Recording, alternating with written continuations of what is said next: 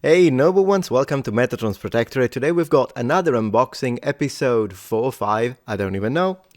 I'll put it on screen, of an amazing console, and it's the, wow, what a surprise, NES, Nintendo Entertainment System, action set. So this is a complete in-box set, sort of. I mean, I think it was missing the video cables and I had to supply my own, but that's not a big deal. As usual, we're gonna open it, connect it, test it, try a couple of games, and then I'll tell you all about my experience, my memories, when I got it as a child, what I think of the NES, and all the rest of the good stuff. But first, let's unbox it and test it.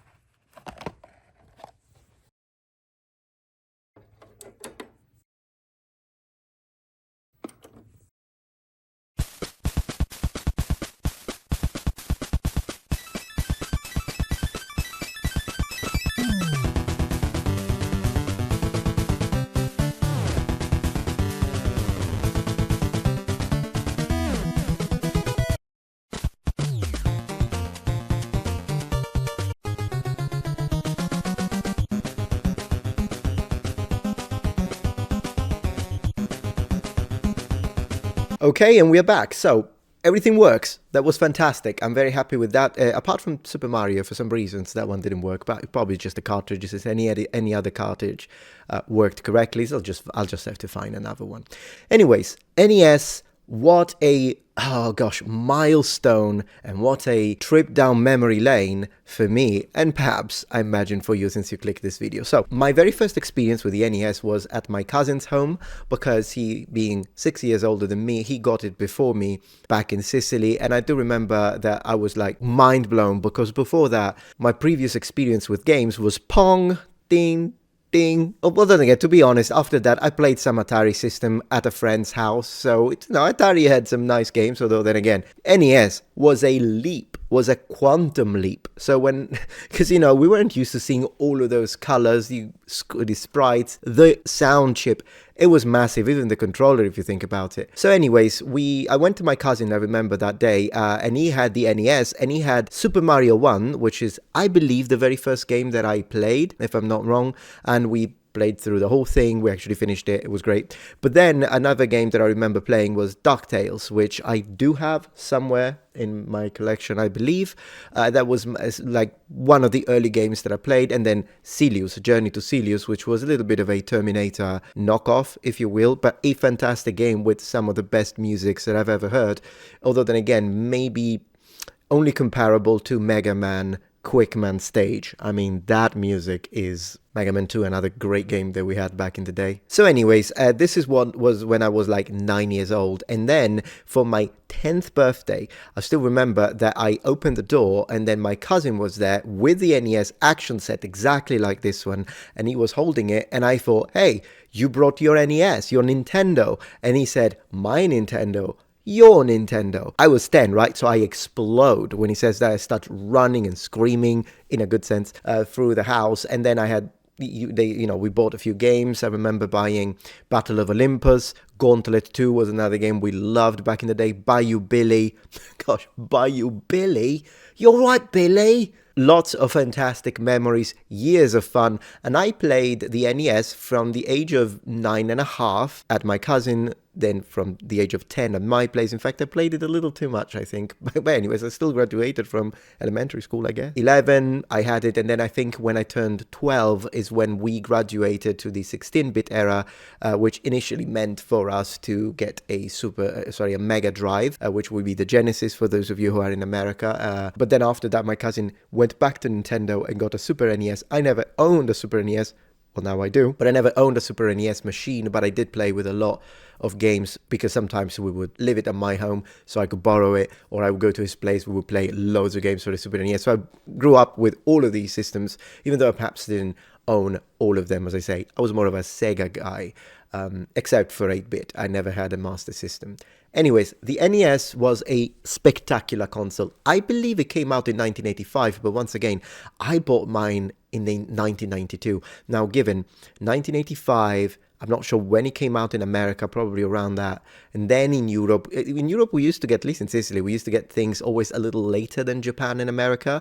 So that might be one of the reasons. And also, I mean, in 85, I would have been 3. So it's not like at 3, my parents were bothering with, and they weren't gamers. Like, my dad started playing when I was playing, so he would play with me, but he wasn't like a gamer. So it's one of those situations where video games for my family began with me and my cousin, and then, we just kept going through the systems. And of course, when I was, as I say, 9, 10, since my parents saw that I really liked it, they bought me an NES. And then after 1 or 2 years, we upgraded to the 16-bit. And then after that, but then at age 14 is when I got my PlayStation 1, which was in 95, because I was like 14 and a half. And that's actually when it came out, the PlayStation 1, as far as I can read here, 1995. So we got the PlayStation 1 pretty much at launch. But when it comes to the NES, yeah, there we go. So it was released in the US test markets in 1985. What about Europe? European launch 86, so 1 year later. Oh, but Italy 87. Okay, you see, so it does make sense. So we got it in 87, and yet I bought mine in 92. So it was already a 5 years old machine. That's kind of crazy. When was the Super Nintendo released? I'm curious now. Successor Super NES, released in Europe 92, interestingly enough. So basically there was already a Super NES in Europe, but that of course doesn't mean that there was one available in Sicily. So probably, yeah, I think Sicilian gaming stores perhaps started receiving these in 93. So I had an NES already for a year, and I believe my cousin probably bought it in, probably 93, 94. When it comes to the introduction to the market of the Sega Genesis or Mega Drive for us in Europe, it says it was released in 1990. So yeah, no, we bought these things very late, I have to say, when it comes to 8-bit and 16-bit era, and just started buying consoles when they were fresh with the PlayStation 1, PlayStation 2, Xbox Original and all of those. That's when we started getting, for these we were quite late actually. Not that I noticed anything, but very, very interesting indeed. Anyways, lots of memories. The I actually miss the cartridges.